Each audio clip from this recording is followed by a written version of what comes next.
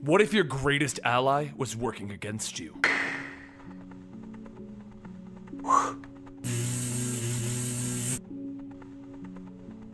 Welcome to the Complete Story series, where I take trade paperbacks and single issues, and I break them down into digestible bites to help you understand. Then, I read them dramatically back to you. All alterations to the panels, text, and images are to prevent copyright problems, and all art is owned by its respective companies. Today, we're going to be covering the second half of the Civil War II storyline. When we last left off, a new Inhuman had been discovered that had the ability to see into the future, and Captain Marvel used the Inhuman to preemptively act against potential crimes. But Tony Stark discovered the Inhuman was only seeing a possible future, and none of the acts that he had seen were guaranteed to happen. A divide was formed between our heroes, ones who wanted to act on those visions and ones who wanted to continue on as normal. Because the question came down, at what percentage do you act? If there was only a 10% chance that those visions were accurate, should you still arrest people? The heroes were brought together in a big fight, and it ended when Ulysses had another vision, one where he saw Miles Morales holding the dead body of Steve Rogers. Why would Spider-Man kill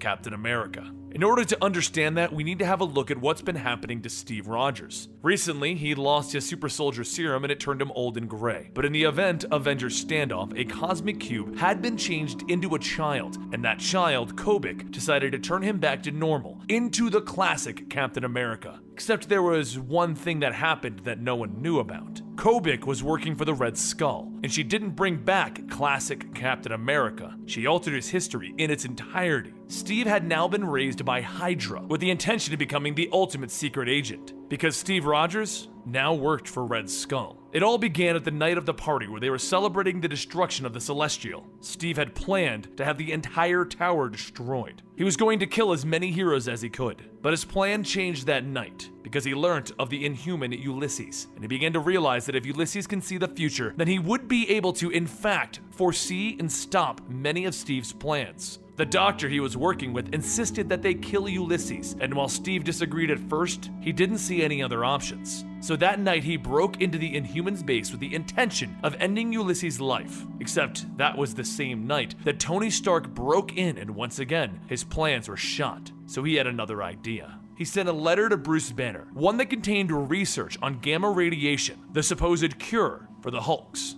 And thus, Ulysses had a vision where Banner was doing research on gamma radiation, and he was going to kill everyone, drawing all of the heroes to his home, and then Bruce Banner was killed by Clint Barton. The plan was simple: stage the visions and redirect everyone away from him, and that would decrease the possibility that Ulysses would receive a vision about him. It was working just fine, until a vision of Miles Morales killing Steve Rogers was sent out to everyone. Luckily, no one knows Steve's true intentions, do they? Or do they know that he's been altering the visions and steering them away? But what's gonna happen now? We go back to the battlefield where everyone has just seen the vision, and Tony looks at Carol. I told you this would happen. Did I not tell you? You're turning on children now. I'm not turning on him, Tony. Carol, this kid, in the short time that he's been an Avenger, has done nothing but good. This isn't Banner. There is no gray area here. I'm not turning on him. I want him to come with us to ensure that this doesn't happen, Tony. The arguing continues, with no one really knowing what to do, but in the end, Tony decides to let Miles decide for himself. Steve steps forward. May I?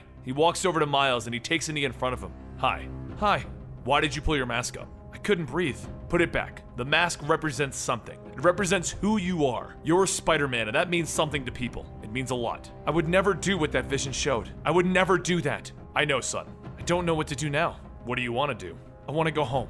Then do that. We'll figure out the rest later. Carol yells at the captain. This isn't your call. He has a right to go home, Carol. But we can keep him safe. We can prevent this. We can make sure it doesn't happen. He didn't do anything wrong. Just like Bruce, just like Rhodey. Carol is speechless. Thor walks over, taking Miles by the arm, and takes off to return him back home. Maria Hill then takes that as a chance to step forward and tell everyone that they're under arrest for the destruction that they've caused in the capital. But everyone begins to teleport out, and then Medusa warps the Inhumans home, leaving Carol alone. As they soar through the skies, Miles asks Thor to leave him. He just wants to be left alone. And she leaves him on a roof, understanding. He falls to his knees and he takes his mask off. Tears begin to roll down his face as the vision is still fresh in his mind, and he screams out, Things are rocky across the board. The Inhumans have left to protect Ulysses. The Guardians are bunking with Carol since their ship is gone. And Tony's team is beginning to divide, with people wanting no part of this any longer. People are switching sides, like Black Panther going over to Tony's side as things are heating up and the predictions are becoming less likely to become accurate. But after long debates on their next actions, Tony turns to Steve, telling him, "What happens next is up to you and Spider-Man."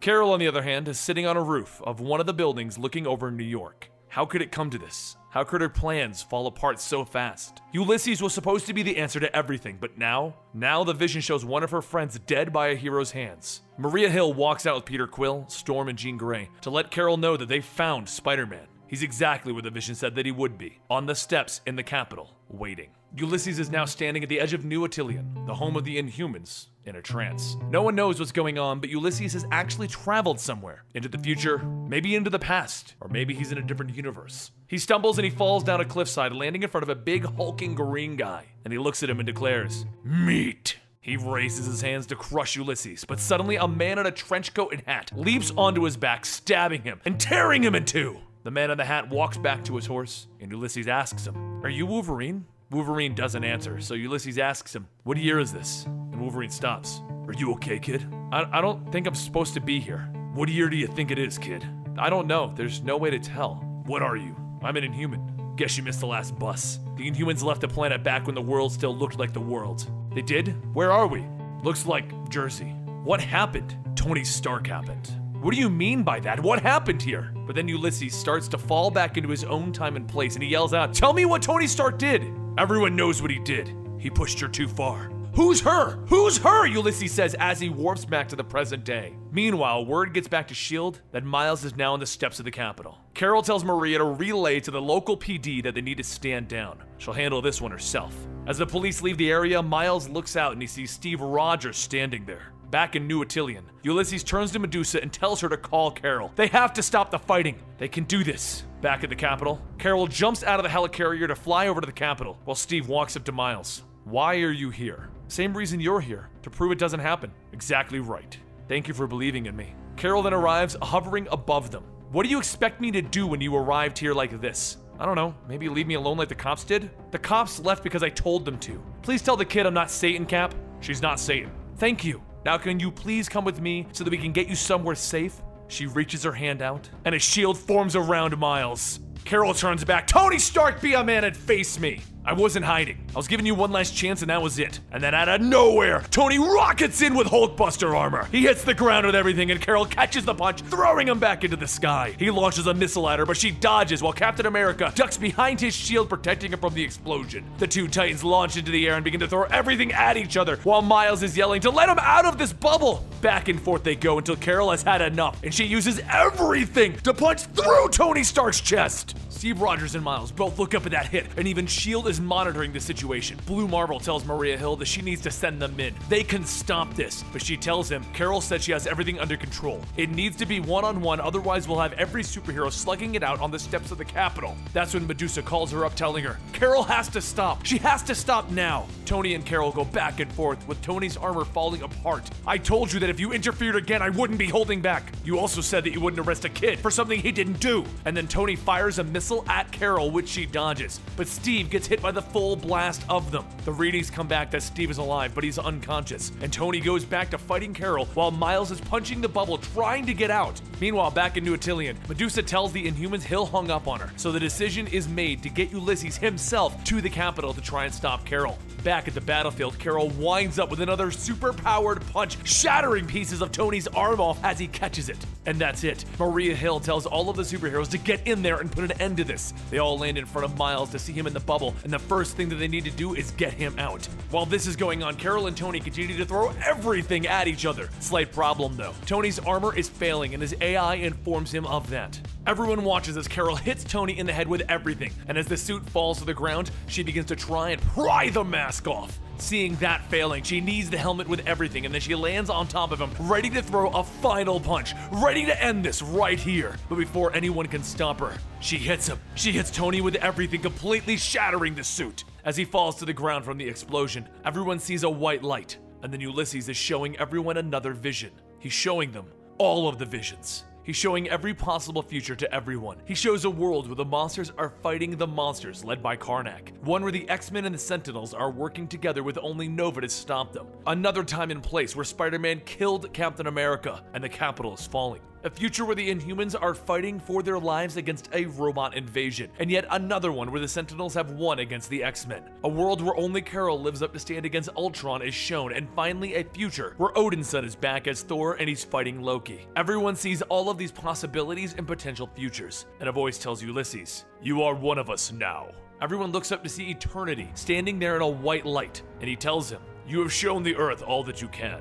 You are now a part of the greater universe. There is more than just the Earth if you choose to join us." Ulysses smiles, finally knowing his true purpose and where he's supposed to be, and he vanishes telling everyone, "Thank you." Everyone then appears back at the steps of the Capitol, with Miles holding someone again, but this time, he isn't holding Steve Rogers. He's holding a critically injured Tony Stark. Sometime later, Hank explained that Ulysses evolved into something beyond human, and then Carol and him look down at Tony Stark in a device that is meant to keep him alive. Hank says that he can't operate or work on Tony because he's been experimenting with his own body for years, and Hank is worried what would happen if he even took blood. While they have no way to really save him, whatever Tony did to himself is keeping him alive, and it kept Carol from becoming the woman that killed Tony Stark. Hank tells her, "You know he wasn't fighting you, right? He trusted you. You popped open a dangerous door, Carol, and deep down, maybe very deep down, he knew that you could be trusted. You could have saved millions with it, but he was worried about who would come after you. He knew once you made profiling a thing, made it into the norm, how long would it take before someone else would use it for something less noble? He knew what would come next. He was a futurist to the end." And with that, they sealed Tony up in the device keeping him alive. Carol went to see the man in the White House, where she explained that the superhero community is pretty divided now. Some are overwhelmed, some are just trying to hang on. Some think that they know what to do while others are lost. Others are doubting themselves, some wounds will never heal, and some have been inspired to do something new. The man in the White House tells her, "The winner gets the prize. What project of yours would you like funded?" And she tells him she has a few ideas. But we aren't done just yet. If Steve Rogers had manipulated the entire event by setting up the banner thing and helping the situation escalate, what did he think of the vision of him dying at the hands of Miles? Why would he go to the Capitol steps when Miles was there? You see, following that, he returned to his base where the doctor that he had been helping told him that he needed to kill that boy. Otherwise, he was going to die. Steve told him that the boy would be protected, and to top it off, he's going with Stark and everyone to the Capitol. The doctor was really confused. Why would you go to your own death? And Steve explained. While everyone was looking at Spider-Man holding my dead body, I did what I was trained to do. I looked at everything. And what I saw wasn't just my death, but it was my death on the day that Hydra was finally victorious. I won't die in those steps tomorrow. It will come sometime later, and when it does, it'll be worth it. Now that concludes our Civil War II storyline. Now, the whole Steve Rogers manipulating things really didn't play a larger role, and that's because a lot of the actual plot to Civil War II is told in the tie-ins, and we're going to be explaining Steve Rogers working for Hydra and more of this, how he manipulated Civil War II, in another video explaining Steve Rogers' participation in this. There's also a lot more going on, like, what did She-Hulk do about the entire Hulk situation? How did Amadeus Cho feel about Hulk being removed? And what is the fallout of Rhodey's death? I hope you guys are looking forward to a lot more Civil War II content because all of the tie-ins which explain a lot more of what happened are coming out. And until then, follow me on Twitter and Instagram at Comicstorian, and I'll see you next time right here.